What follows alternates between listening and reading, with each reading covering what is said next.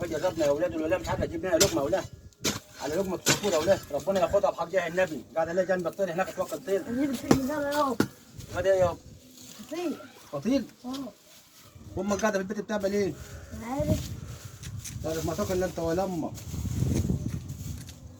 ماشي خليها خالص في الحته دي بس هي هتعدوا في ايه يا عم؟ انت بتعمل ايه كده؟ ابني حيطه هنا تبني حيطه؟ انت ليك حاجه هنا؟ ايوه يا عم انت مالكش حاجه، انت ليك انت حيطتك اهي تبنيها، ماشي مالكش تدبدب عند بيوت الناس كده، ليه وحق اللي هنا مالكش حق، انت عامل حيطه وبتبني عليها حيطه، ماشي من دول اصول. ماشي هبني عليها حته بس يا عم الحاج فهمني، يا عم الحاج فهمني عشان ما نعملش شكل لا ان شاء الله ونضحك على الناس.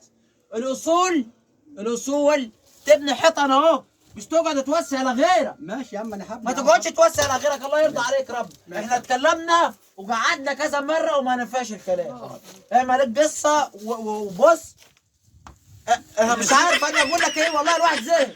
مش حق الجار حق الجار مش حقك عندنا، انت عايز تبني على حيطتنا؟ انت عايز تبني على الحيطه بتاعتنا؟ اه ولا ايه ولا ايه نظامك كده؟ طب فين حق الجار بقى؟ حق الجار في الجار يا سلام والله. طب والاصول؟ الاصول في الفول.